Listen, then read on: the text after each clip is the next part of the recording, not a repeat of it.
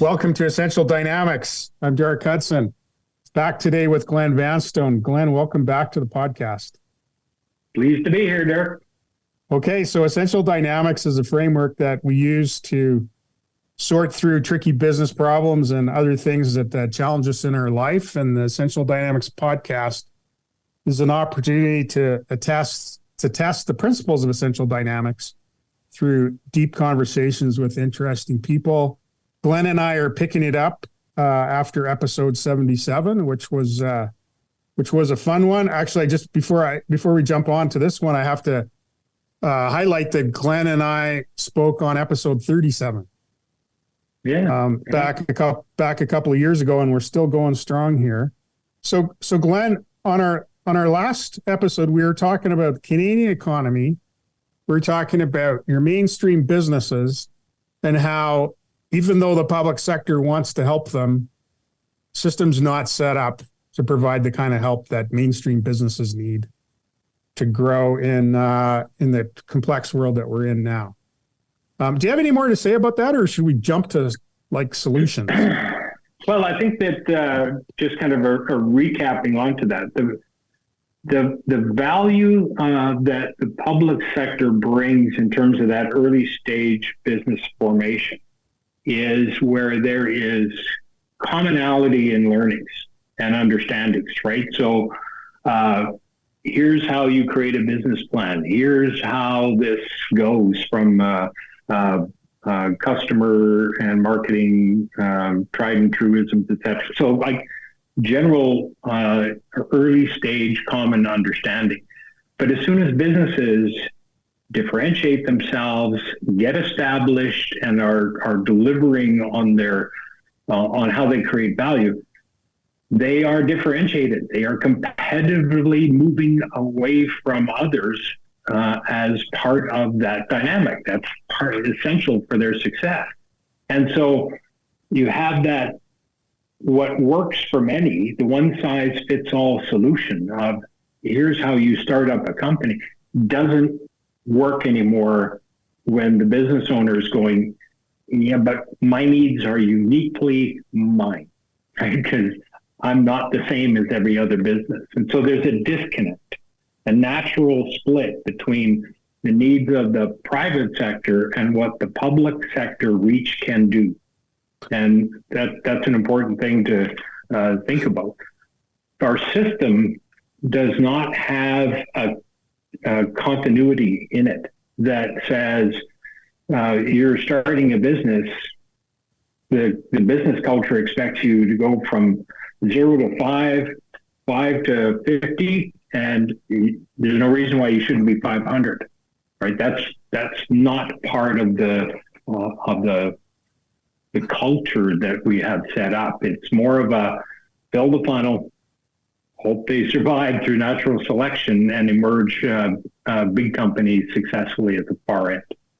So I appreciate you sharing it that way, Glen. If I think about my own experience, I've done a lot of work helping companies in the startup space. I've operated. I was a CFO at a tech company. It wasn't a raw startup when I joined. We were fighting to scale and to grow the whole time I was there. We kind of got lumped into startups, but we certainly didn't have startup issues. We had operating issues. Now I'm way more interested professionally in working with companies that are a little more complex. I do volunteer with venture mentoring service, Threshold Impact Venture Mentoring Service at the University of Alberta, and Innovation Masterminds, YEG. I want to put those in the show notes because they're two great organizations. But one of the things I find there is a lot of the problems are consistent. They're the same. You haven't explained your value proposition. You need to demonstrate how you're unique in the market. And then, the prize is you get a round of investment. Yeah. And, it's not that different, but once you get in operations, all kinds of things can go wrong.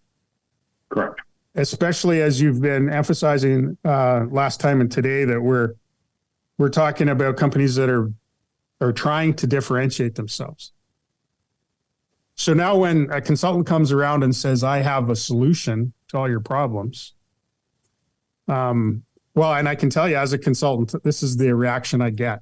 And I don't use this anymore, but years ago, you would come with a really solid principle, a really solid approach to something, and they would say, but you don't understand, we're unique. Mm-hmm. And the problem is I heard that from every client.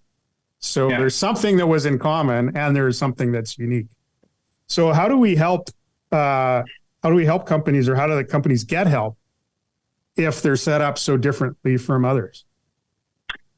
Well, I think this is where the essential dynamics and the unconstrained value really kicks in. So again, back from what I was talking about, when we first met on this podcast, I talked about every single day, people in organizations show up, get up every morning with the intention of creating value. That's the natural energy that powers any organization, is this desire to create value. And then the business itself has these barriers or constraints that temper, or in some cases can accelerate that. How do you maximize that desire to create value? And then what are the things that get in the way? So maybe that's kind of a way of describing that uniqueness as well, and why, the single solution, one size fits all, is kind of rejected, right? They don't see the connection there. So how do we start to speak the same language, right? In terms of the idea of being stuck and getting clarity on your business model in order for you to point the organizational value creation energy in the right place that you can maximize your value. A lot of the times you'll get the advice saying, oh, you should be exporting. Oh, you should be doing this. You should be doing that. Except they're not there yet. They're not in a position to be able to say, yeah, I can succeed at that. You're telling me all the checklist of stuff that I need to do in order to export to Japan.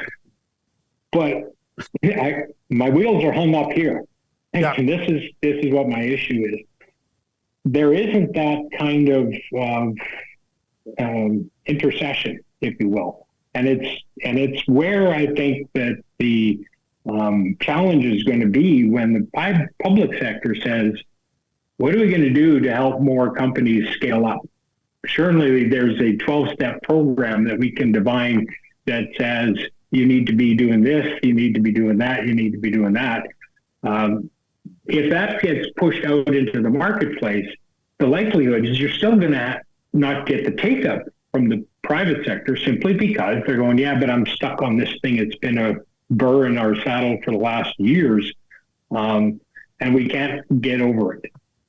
So part of the essential dynamics and the unconstrained attraction for me is, well, companies that aspire to accomplish some path of growth first need to get clarity on how they create value.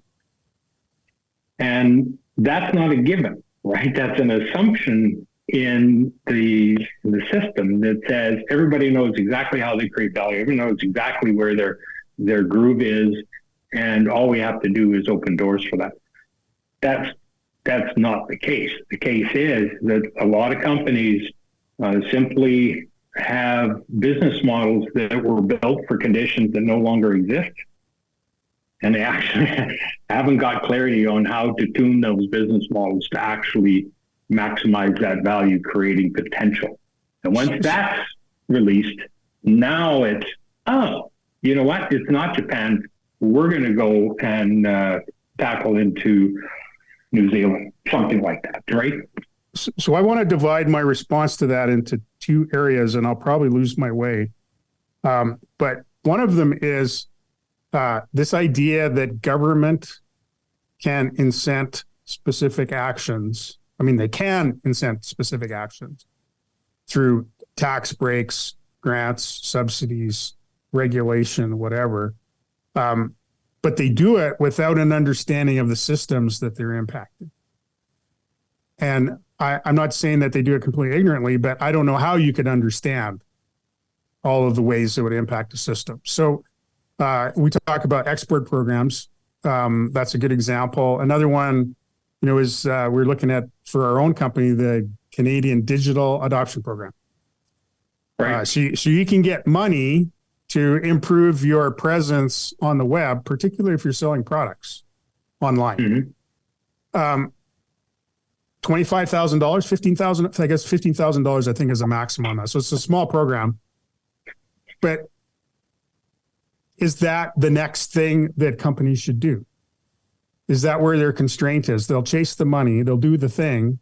The constraint is in the production facility. More online orders are not going to help until they break the construction constraint. If your job is, if you get an opportunity to go on a trade mission to Japan to sell a product that has a quality problem, well, one thing we know about Japan is they have no tolerance for quality problems. Right. And so you need to get your house in order, number one. But number two, if you're not working at the constraint, then improvements in other places don't help, even if you get a grant or a subsidy. Correct. So governments pick and choose those actions that they want to incent in isolation of what is really happening in each of those companies. I would say that's not a great way to solve the problems that you're trying to solve. Correct. But and again, the intention is, how do we de-risk this particular thing, right? So we'll create these can-export grants or something that will help the company make that trip over to Japan to go find that transaction. I get that, in terms of what they're trying to accomplish that. But again, the businesses are making a decision based on what they say. Oh, you need to be doing this in Japan. Well, intuitively, they haven't done the housework to position their organization to be successful. And part of that is overcoming these constraints that are there. And too often they try to brute force their way through it, right? Yeah. We'll just, somebody is going to try to pound this thing through. And if it doesn't work, they don't go ever again. Right.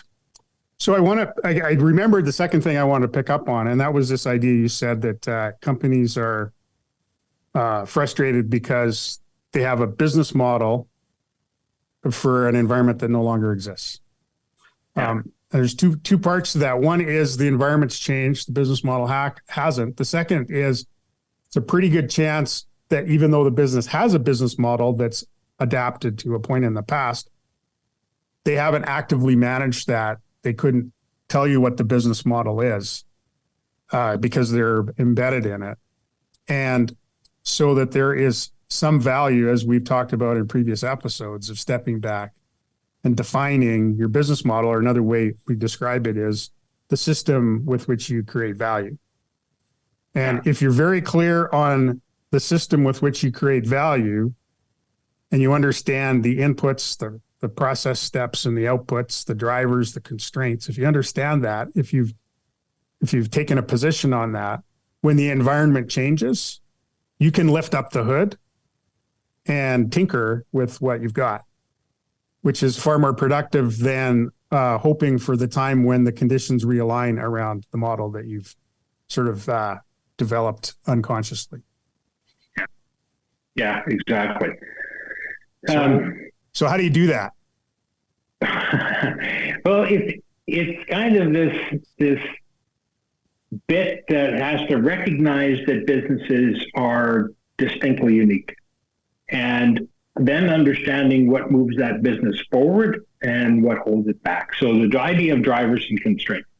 I use the expression, and you touched on it a little bit, is the Alberta economy, for example, is to me the poster child for this one, which was, well, what drives the Alberta economy? Well, it has been in new investment capital, right? Because when the price dropped in 2015 for the price of oil, the first thing that happened was those who touched the money first emptied out of the towers in Calgary. And as that tap was dropped off, it took a while for the capital to circulate its way through the system and exhaust itself. So we saw this the latency of impacts in the fields and some other stuff. And so driving the economy is what's under the hood, right? And if you ask the business, we were doing one of the strategy exercises for the city at one point in time, and we were asking businesses, what drives your business? And, they would say, well, customers. Well, no. What's the one thing that if it didn't exist, your business would be terribly imperiled or fatal? And they really struggled with that. They really had a difficult time understanding what it was that was essential for their business to thrive. But they were really good at identifying all the impediments that got in their way. And the majority of those were external. Right. Which was, I'm not sure what drives my business model, but I know everything I don't control that stops it from functioning well. Right? So when labor-based petroleum resource extraction was no longer the value proposition of Alberta, everything had to change, right? So now we saw the Nisku Industrial Park starting to empty out, and some of these companies that showed up just to make money, not earn money, pulled up stakes and disappeared.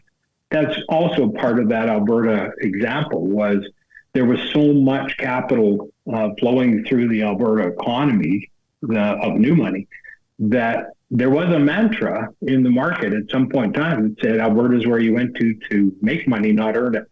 And that's a really important distinction when we're talking about established businesses today who really have to figure out how to earn money.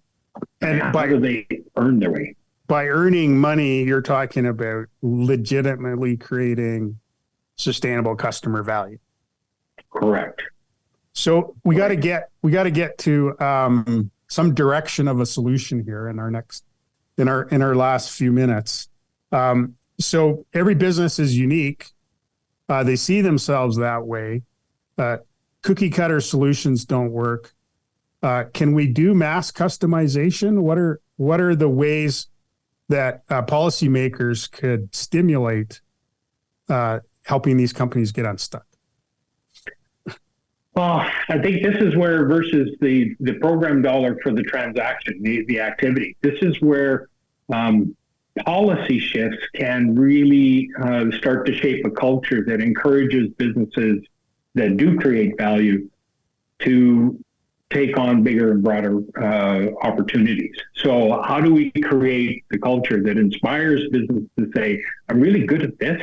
I make doohickeys here, but the world wants widgets. We can do that. And away we go. And there's a set of policy frameworks built to support that kind of effort at the private sector level in different forms of benefit to de-risk that choice. Again, there's going to be a bunch of businesses that say, hey, you know what? I'm good. I don't need to do more. I'm perfectly fine where I am, and everybody needs that. But for the businesses themselves, most of them are in this point of big change and big transition around them that they cannot not transition themselves. And one of the things that if there is no 12-step program solution that is copy-pasted from one organization to the other, we have to understand that all of the business knowledge rests with that organization. They know their business. They've been in it. They absolutely have.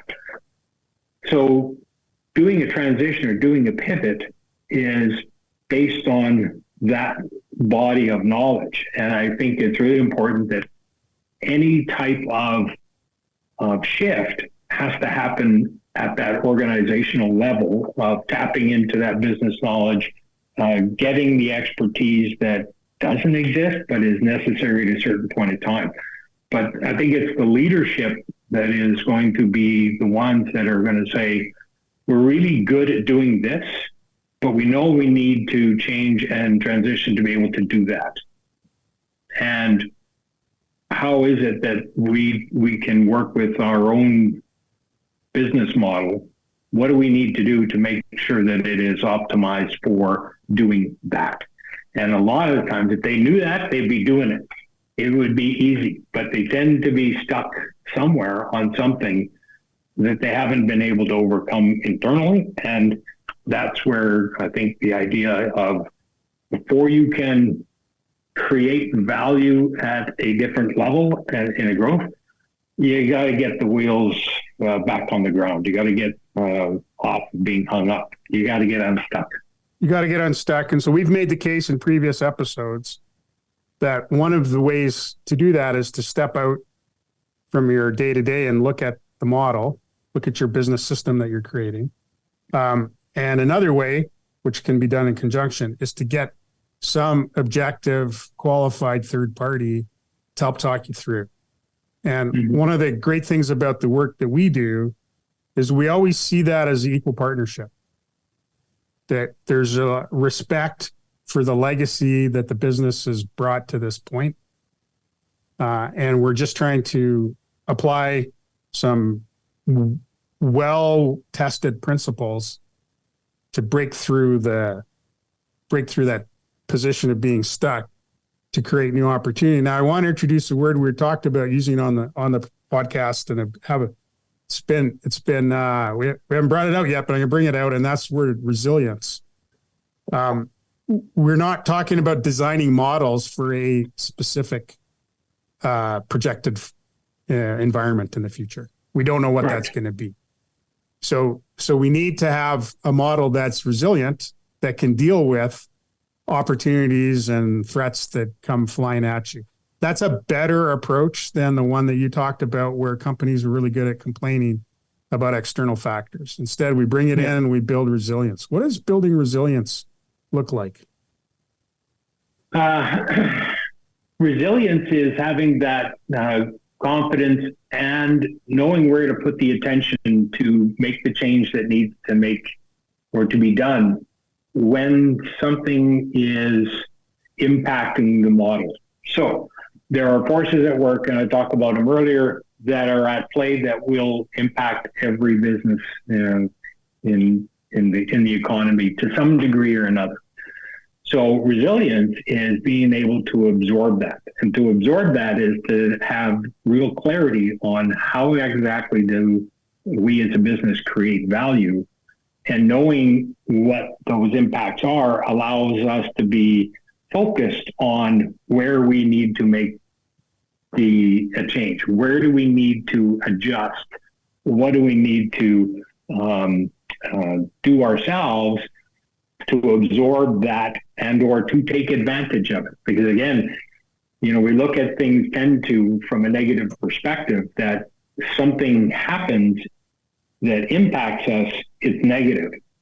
The idea here is, no, I've got enough clarity that if something happens, I can take advantage of it. And I'm faster at being able to use change as a competitive advantage because I know my business model and I have clarity, and we know what we need to do because we pay attention to what we do.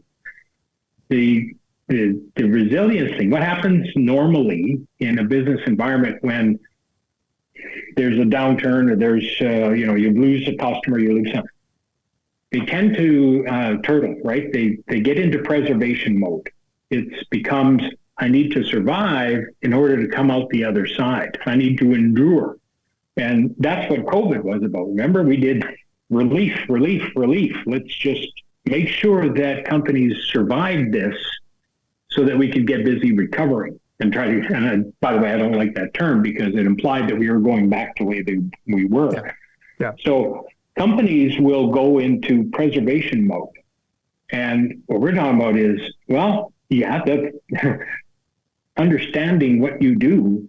And when some things happen and you're resilient, it's not about preserving, it's about making those subtle changes into your unique value creation system that can take advantage of it and or take the blow and move on, right? So that to me is this aspect of build resilient companies by having management focused or understanding where management attention needs to be, so that when there are opportunities or when there is danger, they know where to put their attention and where they can impact their organization, preserve their value.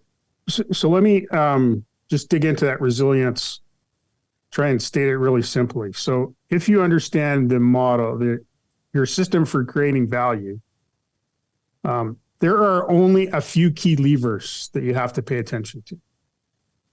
Then there are some other things that you want to not be a factor. So you need to have excess capacity. You need to have a buffer. It might be inventory, it might be cash, it might be intellectual property. But you have to have some things that protect the levers. Correct. So then when a shock comes to the system or an opportunity comes to the system, you work the levers. And if you're running out of capacity on one of the buffers, then you have to deal with it. But you know what they are. Yeah. And you don't know anything about the shock that's going to come, but you know your system. And then your system responds to threats. It's a response to opportunities. You're very efficient in your work because you only pull the one lever because you know that's what it is and you know how to pull it because you practiced it. And that may be maybe a little bit too more metaphorical, but I certainly have seen it work. I have a client right now that's, I guess they're about double the size they were a couple of years ago because they paid attention to the system. And then when the opportunities came, they could just work the levers that they had already set up. And it's crazy work for them, but it would have been impossible otherwise. Yeah, which is exactly true. And we tend here to simplify or maybe oversimplify to a certain extent, but I think sometimes we need to simplify it because everything is much more complex, much more dynamic and dramatic sometimes. That, you know what, let's simplify what we're talking about here so we can get more understanding around what needs to happen both at the private sector and the public sector. So, yeah, I think this notion of instead of trying to do something new, to diversify the economy as that was required for a long time, is we have a lot of really good companies that and a lot of assets that we can use, particularly here in Alberta, but Canada in general, where we can compete toe-to-toe anywhere in the world. And I would say most of our companies are in a position where if they did have that kind of clarity, if they were in a position to know what those levers were, they'd be far more successful in the arena in the global marketplace than waiting for the next boom to give them enough momentum to say, well, I'm going to try something and if it doesn't work, then I'm just going to go back because I'm good. So I think we could pull it together there, Glen. Thanks for joining me. Thanks for your insight. I love the way you put things, and it certainly clarified some things for me. So I would just recap and say that a business that understands how it creates value has the potential to be resilient in the face of both opportunities and adversity. And so we're gonna call it at this point. Again, Glen, thanks very much. Bryn Griffiths, thanks for your help with the podcast. I'm Derek Hudson. You can find Glen and I at getunconstrained.com. And until next time, consider your quest.